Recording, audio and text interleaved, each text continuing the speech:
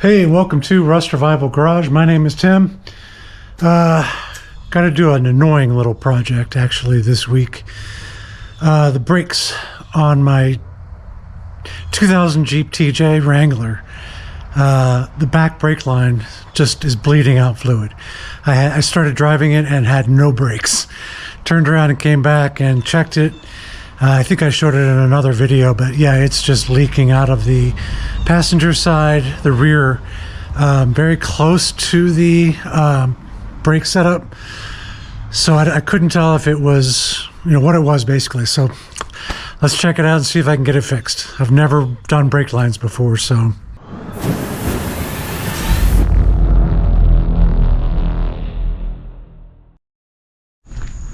Spend all my time and effort on my Pontiac Le Mans, and again, maintenance. The Jeep has let me down.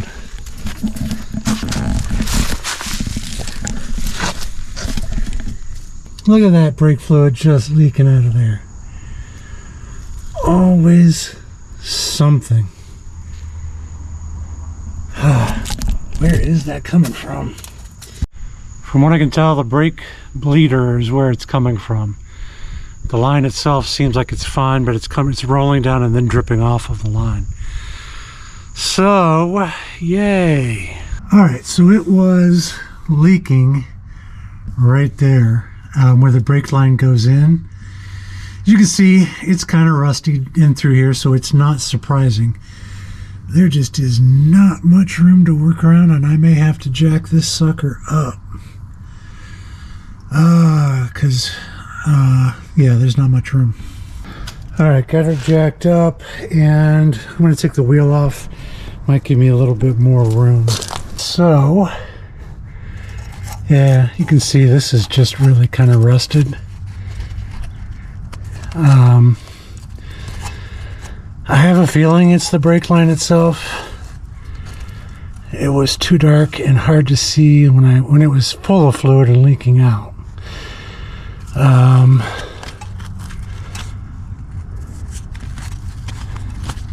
But I'm pretty sure this is it.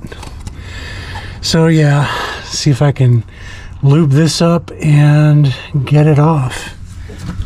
Looks like it goes in through there, probably tees on, and hopefully it's not too hard to replace. Okay, on the driver's side of the axle, there's a little junction box right here. The brake line that goes over to the driver's side goes in here.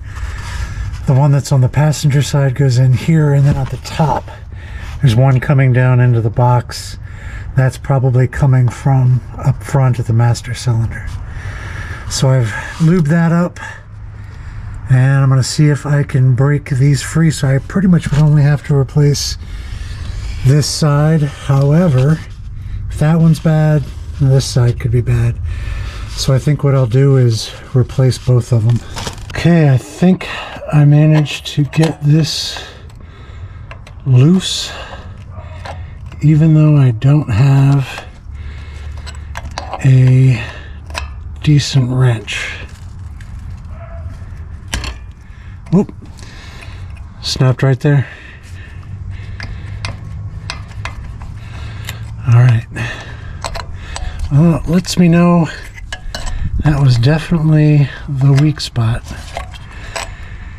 All right, I'm gonna see if I can get the other side off of that T, and then see if I can find some replacement brake line. Okay, just so you know, there are two 10mm bolts here holding in this little bracket, because apparently it needs two. And they're so easy to get to. Oh, it's fun. But yeah, I've got to get those out if I'm gonna be able to get the old brake line out.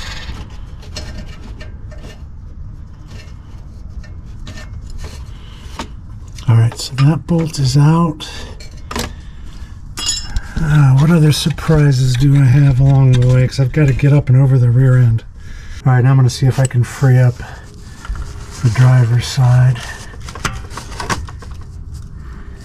I've always heard you want to move it back and forth. Don't try to just undo it. So I'm going to go a little forward, a little back.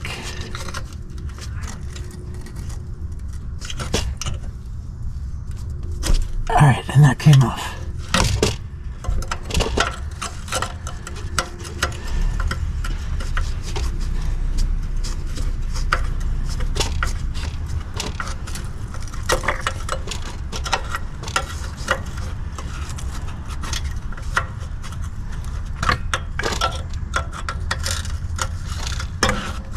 Yeah. See? I know I was turning it and it wasn't wanting to turn, but I think as soon as I'd gotten this done, this one probably would have gone sooner rather than later. Alright, so that one's out. This is a 3/8 inch, by the way, just in case, like I said, you're having to do something similar. It may be metric or supposed to be metric, but the 3/8 fit really well. Here's a little better look at that junction. It looks like this one is the one. I'm not sure what this hose is, but this is the one that goes back to the master cylinder, and then I've got to loosen up the one on this side for the driver's side and this one for the passenger side. And this feels smaller than 3/8. Let me see. No, it fits. Alright, I can't hold the camera and do this at the same time, I don't think. So I'm going to see if I can loosen this one up as well. Alright, so I did get this one loose.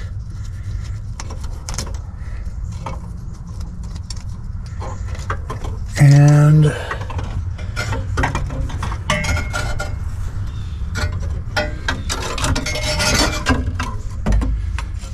that is out of the way.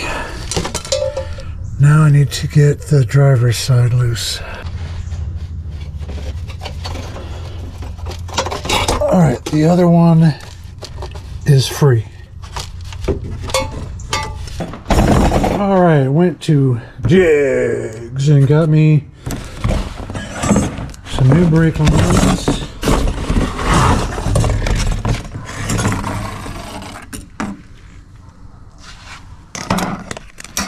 Sorry, I'm just trying to make sure that they're fairly similar. Looks like they're the same.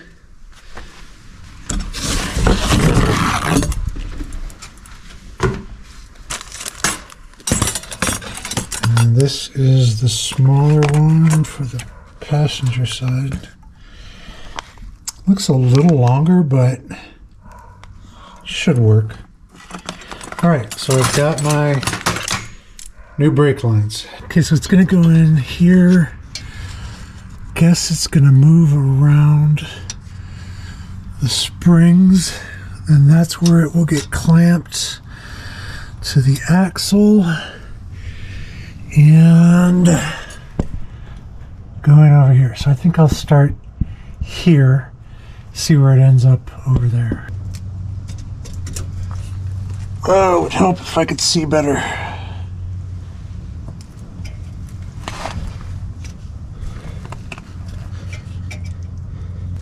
Alright, now the trick is to get it started and hopefully not cross-thread it. And I cannot get it started. Oh, I got it started. Alright, so I got that started. I will not tighten it up yet. I just want to get it started, see where I'm at.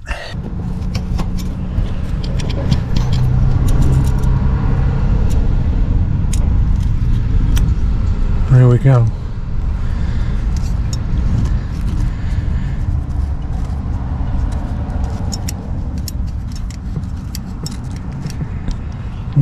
Can't can't really do it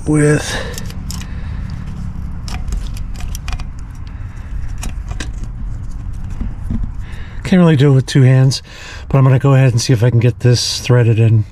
Then we'll see where we stand with the rest of it.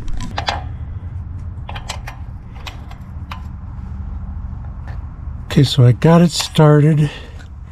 I'm going to go ahead and tighten this one down and then go back and tighten the other. And as you can see, I've got that right up along the axle, so I'll be able to clamp it back down. Alright, so I'm getting this one nice and tight. It's actually 7/16. The one I took off was a 3/8, but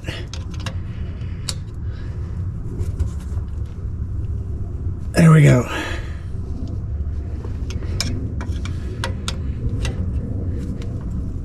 Yeah, that should be enough. Now let me see if I can get the shorter one from over here on. This side I'm having a little bit of an issue. You can see I've got it pretty much lined up, but it's sticking out a good 1.5 inches maybe, a little farther than the original one was.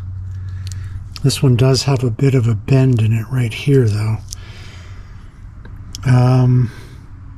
Yeah, I was having trouble getting this started because this end was poking into the backing plate of the drum. So I'm going to keep fiddling with it, see if I can make this work. If not, I may have to go to a flexible line. So I've kind of got it started, not really, but it's in the hole. And if you can see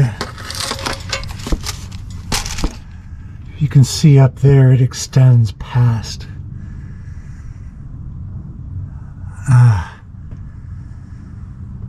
I just don't think this one's going to work. I think I may have to go with a flexible brake hose. Because maybe this may not be stock, this position may not be stock. That one over there works fine, but this one, it's just too long. Starting to see what the problem might be. This is a Dana 35, but this says 0306 Jeep. This is a 2000. I thought I got the right size. Maybe listed in Jeg's catalog as 97 to 06, but this does say 03 to 06. Can't take it back now. Alright, I managed to do a few soft bends.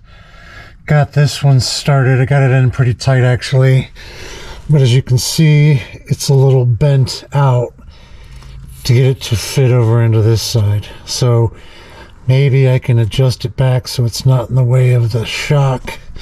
And I should be okay. It's just a tight squeeze. Alright, I've got that side in the hole. And the problem is it's just not going in very straight at all. So getting the threads lined up for that, it's not going to be fun. It takes a lot of bending and twisting, but I finally got it started. It's just really hard to get started straight. But it's going in, so I'm going to get that tightened up. Alright. That side is tight. I've bent this back a little bit so that there's clearance between the shock and the brake line. This one doesn't have a clamp on this side, but it's staying pretty close to the axle. So I think I should be okay. Now I just need to get that other clamp back on for that side.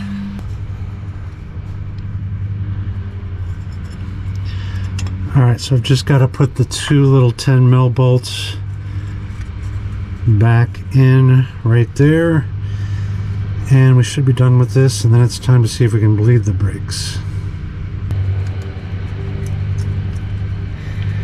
Hard part, of course, is finding them. Just had to sort of drop them, the bolts through the holes and feel. So I will get these tightened all the way down, and we should be good for the bracket. Now my big worry is, despite the fact that the brake lines might leak, is that I tripped the proportioning valve. So all the brake lines go from the master cylinder into a proportioning valve, and sometimes when you lose your brake fluid, like it all leaks out, it trips over to keep the rest of the fluid from going out of, like the front brakes, for example. And there's a tool that you can use to get down into the proportioning valve to flip it back over. So that's kind of what I got to check on next, see if that happened. So here is my fluid reservoir. It's not completely empty. This is the proportioning valve. So you've got one brake line going off to the front. I think these go off to the rear. This is the brake light that goes off when it's tripped. I think this is where it plugs in. And so I need to add some fluid, see if I can get some to the back, see if there's any leaks, and then hopefully I can bleed the brakes. But if I did trip the proportioning valve, I don't know how to do that, which means that no fluid will get to the back. So let's start with putting some fluid in, I guess. If you have a Jeep TJ, it uses .3 brake fluid.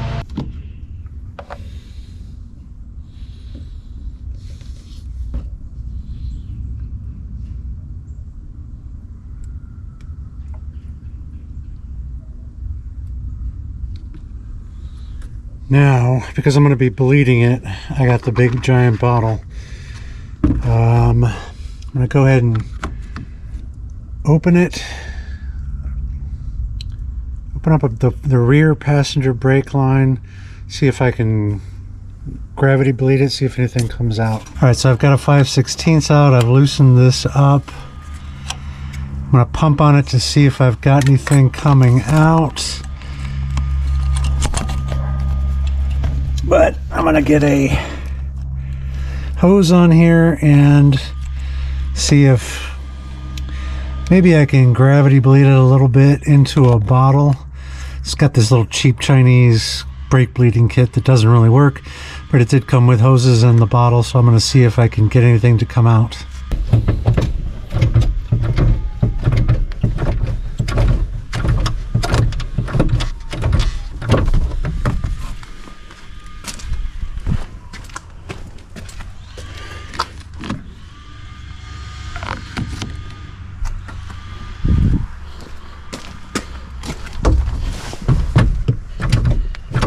Got a brake feel to it.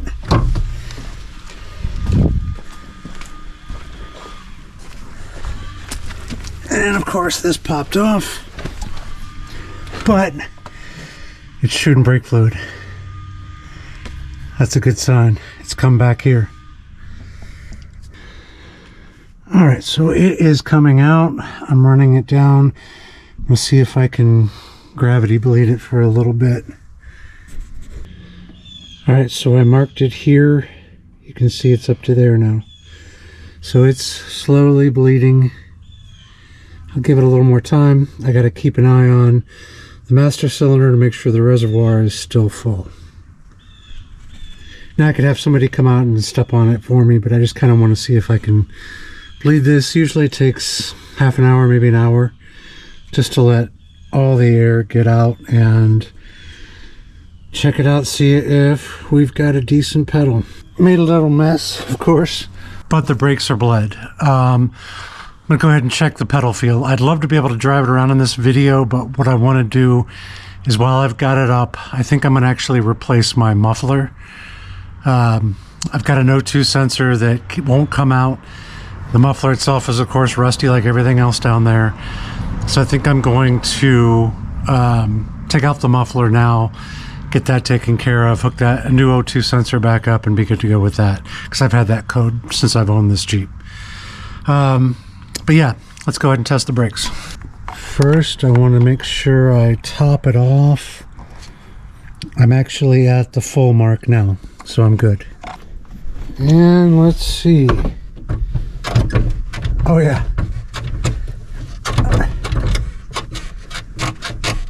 Good pedal feel.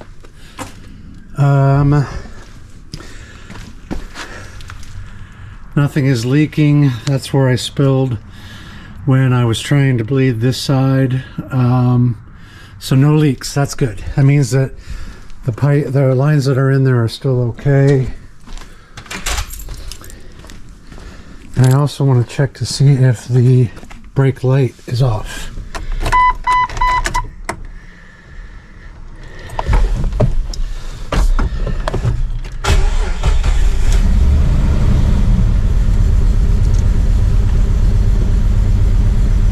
Alright, so my brake light is still on.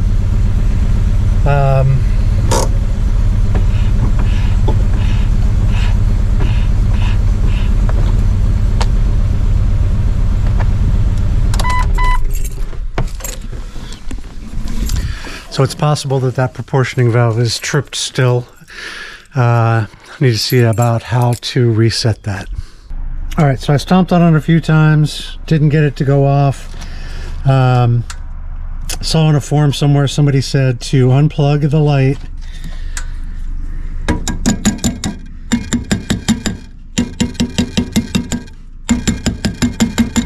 tap it a few times, and that actually turned the light off. So I just need to plug this back in. All right, so I got that plugged back in. But yeah, if you do your rear brake lines and you bleed it and you do have all the air out of it, stomp on the pedal a few times and like stomp on it. Don't just like push, stomp it, and you can hopefully reset that. But I did try to do that, and then I don't want to start it back up again right now for the video, but I did tap on it and turn it back on, and the light did go off. So that was the problem. It was just having to sort of reset itself inside the proportioning valve. So yeah, if yours does the same thing and your light stays on and it's not the handbrake, stomp on it a few times and then try to take the plug out, tap on the proportioning valve. Hopefully that works for you. So you know what, that's going to do it for this video. Real quick and simple. I have never done brake lines before, but I kind of wanted to see if I can get this done, and it worked out. It wasn't quite as hard as I thought. Luckily, all the brake lines broke free and I didn't have to replace any of the proportion, any of the nuts and bolts or anything like that, other than just the brake lines. So leave me a comment down below if you have questions or suggestions. Give me a like if you got anything out of the video. I'm going to be doing more Jeep stuff, more stuff on my Pontiac, more stuff on my 85 C10. So subscribe to the channel if you can. I'd appreciate it. Thank you very much for tuning in. We will catch you next time.